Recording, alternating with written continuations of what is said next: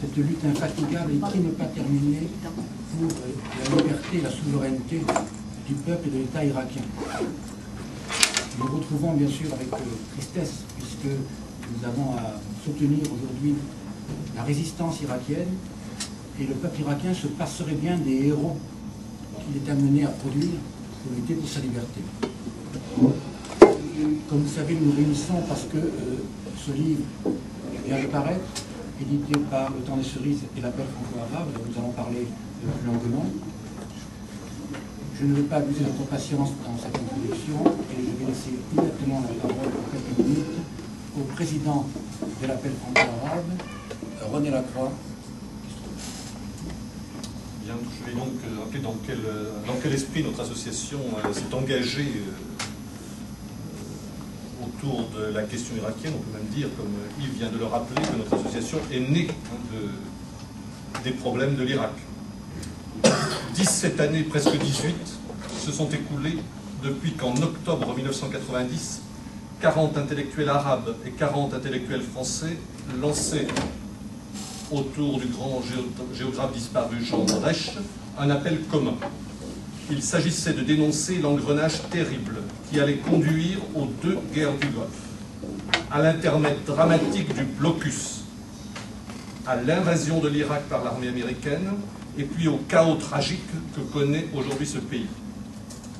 L'appel franco-arabe est donc né du combat pour l'Irak, qui ne fut jamais un combat pour un régime ou un gouvernement particulier, mais fondamentalement pour le respect du principe de la souveraineté des peuples.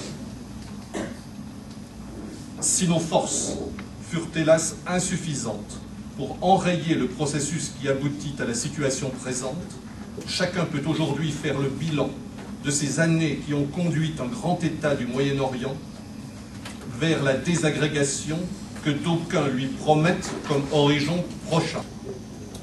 Des forces et des intérêts gigantesques s'opposent certes à cette renaissance du pays, mais quand un peuple veut se faire et rester une nation, ceux qui le combattent apparaissent toujours finalement pour ce qu'ils sont, les ennemis de tous les peuples du monde.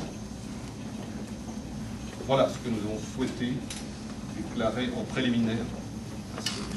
Ont été fondés en 1993 par un collectif d'écrivains, dont certains d'ailleurs sont des hommes et des femmes qui avaient été marqués par la résistance en France.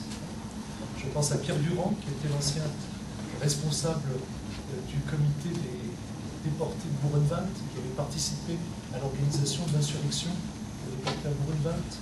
Je pense au poète Eugène Gliwick, qui est mort, au poète Jacques Gaucheron.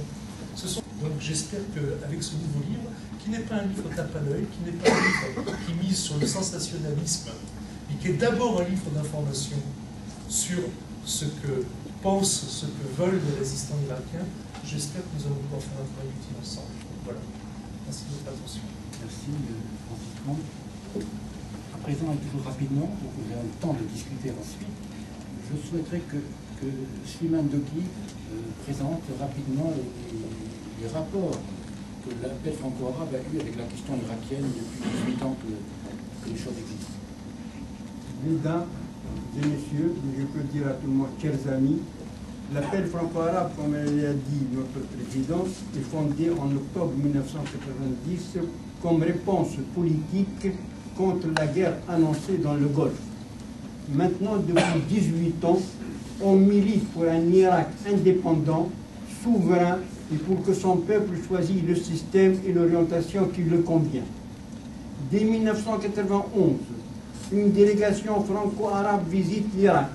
Ça a été la première délégation française qui fait ce voyage dirigé par Ibergas, un des fondateurs de l'AFA, pour exprimer notre solidarité avec le peuple irakien.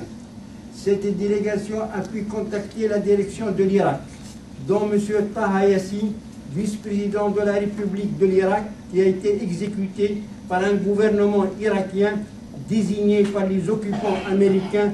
Une affaire date de 1980. Puis, l'appel franco-arabe a participé dans une délégation internationale de 30 pays. des personnalités, d'associations, d'organisations syndicales se sont réunies en présence de Rams Clark, ancien secrétaire d'État américain à la justice. Après avoir constaté la souffrance endurée par le peuple irakien et les conséquences tragiques de l'embargo sur le plan sanitaire, social, économique et culturel, il lance un appel solennel à l'opinion mondiale pour faire lever ces sanctions qui conduisent le peuple irakien à la mort. Puis, une délégation de la FA pour amener les dossiers d'enfants malades dus à l'embargo décidé par les États-Unis et ses alliés pour essayer de les faire hospitaliser en France. Commence à seront toujours solidaires avec cette résistance nationale jusqu'à la victoire. Ceux qui, quelle que soit leur opinion, leur religion, leur origine, veulent travailler pour l'Irak et pour la souveraineté des peuples arabes. Je donne la parole à Bruno Bresky, qui doit nous parler de ce livre, puisqu'il l'a traduit en grande partie. Bon, alors l'idée de ce livre, c'était de présenter d'une façon relativement succincte quelque chose qui est très embrouillé dans la vision, disons, occidentale, c'est-à-dire la résistance irakienne, puisque très souvent, comme vous le savez, entre résistance, terrorisme, les conceptions, les confusions sont générales. Et donc l'idée était de montrer que d'abord en Irak il y a une résistance qui, comme toute résistance, est une résistance multiforme, c'est-à-dire que ça peut être une résistance armée qui, comme dans toute résistance, commence toujours par des réseaux différents pour des raisons politiques, pour des raisons géographiques, pour des raisons de liens personnels. Il est évident qu'une résistance ne peut pas du jour au lendemain s'unifier. Et donc c'est bien de cela qu'il fallait déjà parler. Par ailleurs, quand on parle de résistance, il faut aussi avoir à l'esprit que la résistance, ça n'est pas que la résistance armée. C'est aussi, en particulier, les vagues de grève des ouvriers, en particulier de l'industrie du pétrole, contre la privatisation du pétrole irakien, ce qui montre bien que l'objectif de cette guerre était entre autres le contrôle du pétrole. Et puis il y a toutes les formes de résistance, résistance passive, résistance dans les écoles, contre les programmes d'enseignement imposés par... Oui, mesdames, messieurs, bonjour. Je vais être très bref aussi. Concernant ce que j'ai fait sur le livre, c'est une modeste participation. C'est un résumé de ce que a vécu la résistance irakienne et le peuple irakien depuis le déclenchement de la guerre jusqu'à récemment. La résistance irakienne, elle a commencé le jour où les Américains ont pénétré, ont envahi l'Irak. Elle n'a pas commencé après la chute de Bagdad, comme certains veulent le dire, ou après que Bush ait fait son fameux discours pour dire qu'il avait gagné et que la guerre était terminée.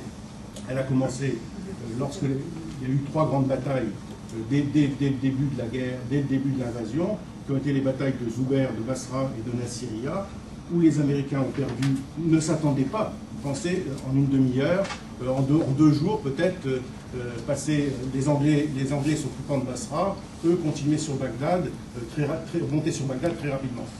Ils ont rencontré une résistance féroce, importante, et aussi une résistance pas simplement dans ces 3 villes qui sont du sud de l'Irak, dont on dit donc c'est le sud chiite, donc ça veut dire que les gens qui étaient là combattaient l'envahisseur.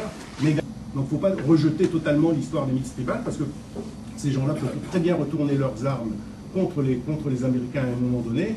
Il ne faut pas oublier non plus que l'armée irakienne telle qu'elle existait à l'époque des Anglais combattu aussi les Anglais. Donc on pourrait dire tout ce qu'on voudra des gens, il y a ceux qui collaboraient avec les Anglais, mais au bout d'un certain temps, c'est quand même dans l'armée irakienne que se sont trouvés les révolutionnaires ou les résistants pour renverser la monarchie. Ils ne veulent pas simplement un État sur la région autonome de Kurdistan, ils veulent s'approprier l'ensemble des régions qui vont de la frontière syrienne jusqu'à la frontière irakienne, qui comme par hasard sont des régions bourrées de pétrole dans le sol. Et des régions principalement peuplées de minorités chrétiennes